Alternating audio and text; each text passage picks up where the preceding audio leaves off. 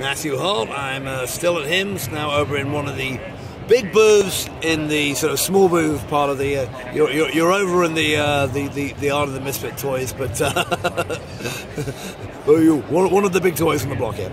This is Dan Burton. He's the CEO of Health Catalyst. Health Catalyst is a very, very fast-growing data warehousing company, which the last couple of years has raised a lot of venture capital and expanded quite very fast with some marquee clients, particularly, in fact, those guys over there, Kaiser Permanente, Partners Healthcare in Boston, so a couple of the better known names, and it's been very fast. So, Dan, to those people who don't know about Health Catalyst, explain.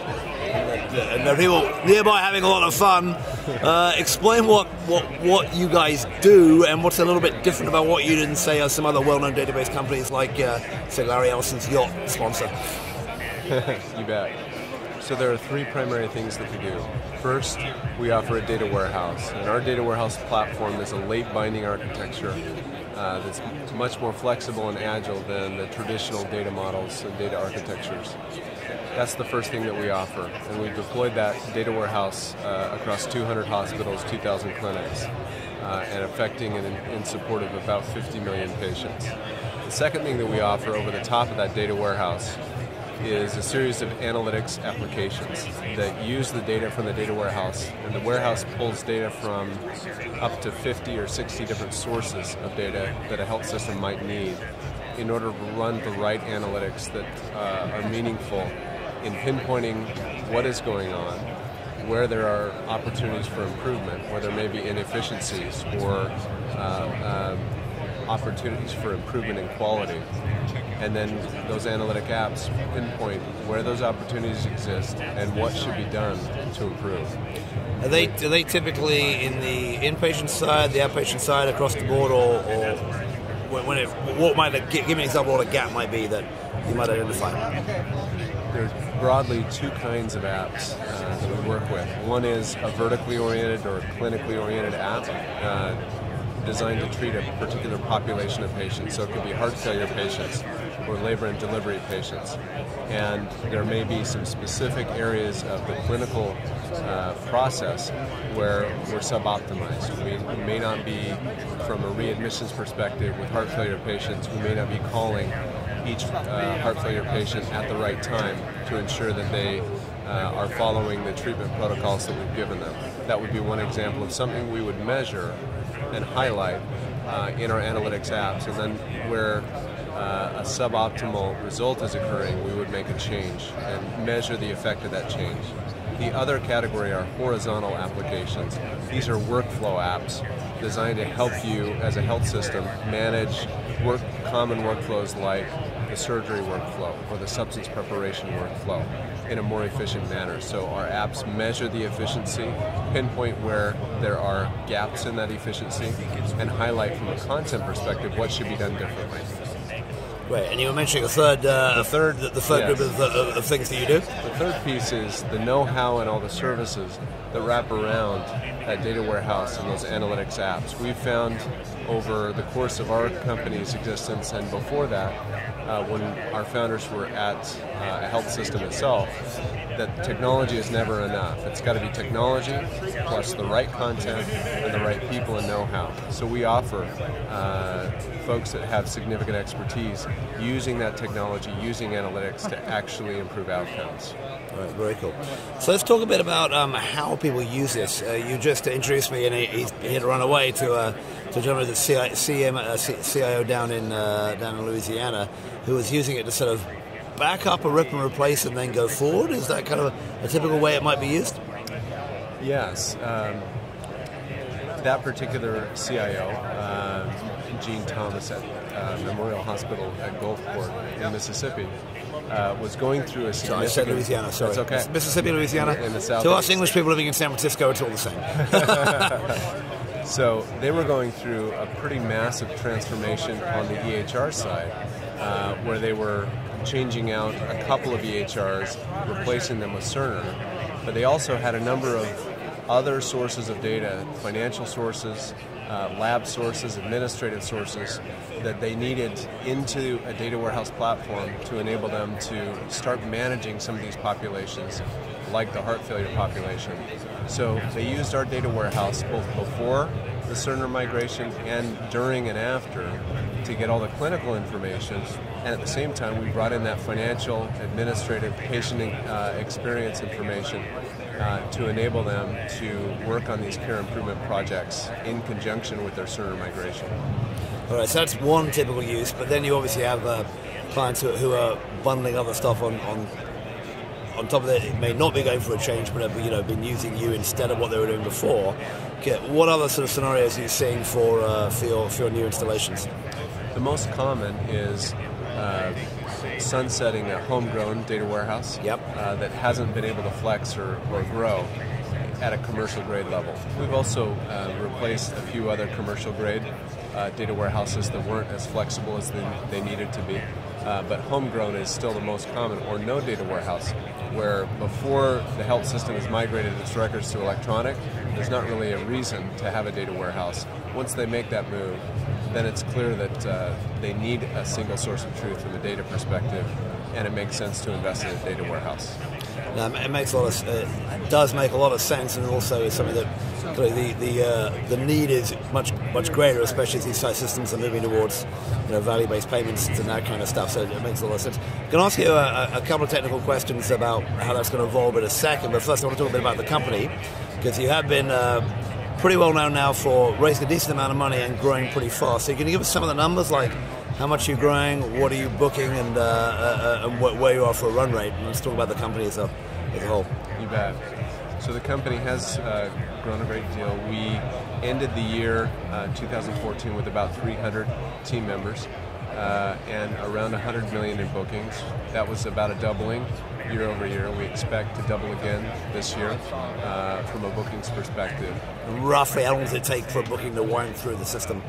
A number of years. Yeah, okay. So there's a license component and implementation and maintenance fees as well. But to support that growth, we have raised a significant amount of capital. Most of that capital, over 80%, has gone towards specific product development. First, with regards to the data warehouse platform. So we've built all the pipes and we've automated the feeds to over 60 source systems. Every major EMR, every major ERP, every major finance costing system, patient experience system, so that process of getting the data warehouse up and running with Health Catalyst is very fast. We can do it in weeks, not months or years. Secondly, we're investing in those analytics apps, that development of those clinical apps and those workflow apps that tangibly and measurably improve outcomes. Those are essentially the roadmap that a health system will need if they want to bend their cost curve. And then we're building out the services capability so that we're doing enough that we feel comfortable actually sharing risk with our health system customers. So let's talk a bit about that. You've done this deal with Aligner, which is a multi-year deal where you are sharing risk. I mean, how does that work, and what component of the deal are you at risk for, and how will you get paid? What does good look like for that, and what does bad look like? Sure. So Aligner Health was our first customer 7 years ago, and we believe they're one of the most advanced and forward-thinking health systems in the U.S. They're very focused on doing the right thing for the patient as payment models shift, and even ahead of payment model shifts. So they have been interested and quite frankly have performed at an incredible level in terms of outcomes improvement using the data warehouse platform and running the right analytics. We entered into a 10-year relationship with Aligner that includes a fixed component that essentially covers the cost of the technology, content, and the people to, at a significant level, execute against these outcomes improvement projects.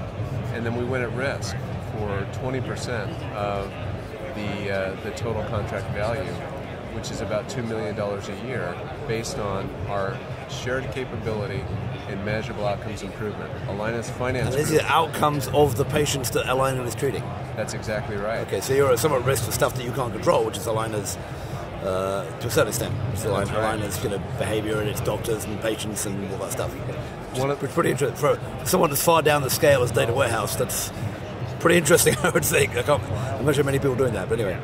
It is a risk, but we hope that more health systems will start expecting their technology partners to share the risk with them. If the technology is not actually measurably improving outcomes, we think health systems should be asking whether they should install the technology.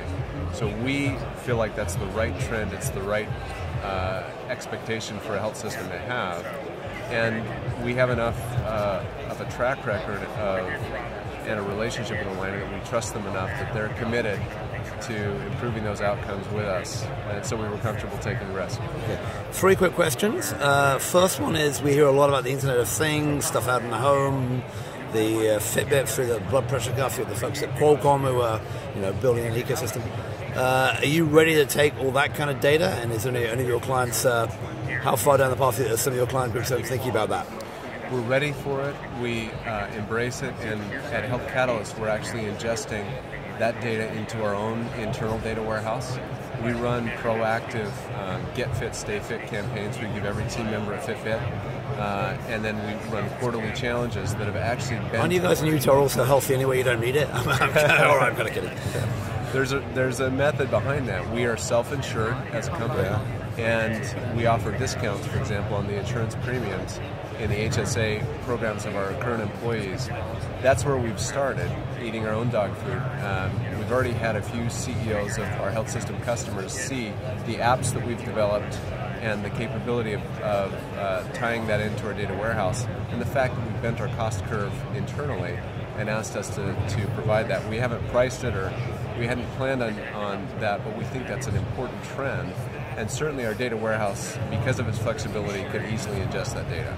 Okay. Second question, and you know this is coming from me. You've traditionally, even though you have a very new technology, been putting in installations at your client sites for most of what you're doing. And you've had a couple of clients like the Kaisers and partners of the world who probably are pretty reticent to hand it off to somebody else. If you look outside the world in other types of data warehousing, you look at the really big data players such as the Amazons and the Googles and the Facebooks. You see that obviously the data warehousing, the hosting, and is going much more cloud-based. We are seeing a lot more cloud-based stuff generally in healthcare, but obviously the major EMRs still are not. So where are you in that trend? And as you start heading from mega customers like the partners and the Kaisers down the scale a bit, what do you see as being your sort of share between their installation on their site and your hosted single installation? So for about the last year and a half, we've given the option to every new customer to choose whether they would like our hosted cloud-based option or an on-premise option. What we found is that more of the large health systems prefer the control of an on-premise solution, whereas many of the clinics and the smaller health systems find a cloud-based option to be quite positive. So now we have a number of clients in both environments, and we'll continue to offer both environments to our customers. How much, and then sort of follow up to that one, and this is sort of the problem with the EMR installations, is that one Epic installation or one eClinical installation is it's producing different data because it's basically been modified in so much. How much difference is there between the basic installation of what you're doing at a Kaiser versus at a partners, or is it all the same stuff in terms of the data models and the way the applications are set, or is it so different that in the end those two won't be able to talk to each other? We find that there's about 80 to 90% similarity for a given source system from one customer to another. There's always some customization, but it's usually in the 80 to 90% leverageable category. Okay, so if you were to play this out and you're a dominant player across the board in data warehouses, and we want to do something, God knows, nationally, looking at data between these systems down the road, is it extractable and comparable nationally, do you think? Or do you think we potentially might be sort of laying an Easter egg for 20 years down the road, same way that we kind of have done with the EMR implementations? It's certainly possible. We have been careful not to be aggressive or base our business model as a company on utilizing patient data and aggregating and then benchmarking against that. Part of the reason for that is it's the patient's data, they own it, and However, we have had a number of health systems ask us to provide that benchmarking capability. So starting this fall, we will offer that to our user community as long as they're pulling us in rather than us pushing that onto them. We do feel like with the number of patients at around 50 million, there is a lot of richness and possibilities with regards to benchmarking that data set. Okay. And then in terms of the overall business, in terms of the overall business, what are you looking to do? You're obviously growing very, very fast. You have to manage that problem. If you're 300 now, you're doubling. You'll probably be at 600 or some number like that in a couple of years. You've obviously got the prospect to be the, as we saw yesterday, a couple of players ended up in the grasp of IBM, including, I guess, not entirely a competitor, Explorers, but somebody who's in the data warehousing and data analytics business, as well as Fitel. What's your hope? You're the CEO. What do you and your board think about what the future looks like for Health Catalyst? Do you think you're more likely to be an acquisition candidate? You're likely to be somebody who grows via other acquisitions that you make, or do you think you're more likely to head the traditional IPO route, which every other private company seems to be giving up on these days? Or at least Uber does anyway. Yeah. So we're perhaps a bit contrarian there. We have a very pronounced perspective in this regard, and that is that we do not want to be acquired. We feel like to accomplish our mission of enabling these health systems to transform themselves and to be a leader in outcomes improvement, we need to be an independent company. So we've been approached multiple times. We've tried to be very clear that that is not the path that we're on. We have an investor group that is comfortable with us staying as an independent company. We are on an IPO path.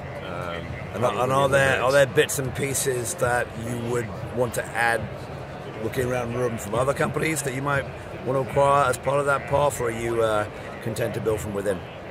That's a possibility. I think the more likely scenario is what we did with Allina. We found that Allina Health had developed some very interesting algorithms, some very useful analytics capabilities, so we actually bought the IP. Okay. I could see that happening multiple times with health system customers, probably more likely than us buying other companies, although we try to stay on the lookout. Okay, so that's a very exciting question. So the last and the most damaging question, of course, is you're this big, successful startup, all this money. Why do you feel you have to get in the conference business against poor little companies like mine? All right, I won't make you answer that one. But sorry about that. Health Catalyst has got a. Tell them about put a word for the plug for the conference. Thank you. So last fall we had the first healthcare analytics conference. We tried to design it as an industry conference, not a Health Catalyst focused conference. We're doing it again this next fall. We're going to have some terrific speakers, some of which are customers of Health Catalyst, others of which are not, but are doing important things in analytics in the industry. And we hope that it'll be useful for anyone involved in analytics in the healthcare industry. And what's the date of that? It is the first week of September in Salt Lake City. All right. So good place to find out more about Health Catalyst and data analytics and data warehousing as a whole. Plus, you tend to have like NFL quarterbacks and random people like that speaking as well. Okay, great. That's right. I've been speaking a really exciting company with Dan Burton, who's the CEO of Health Catalyst. Dan, thanks for your time. Thank you, Matt.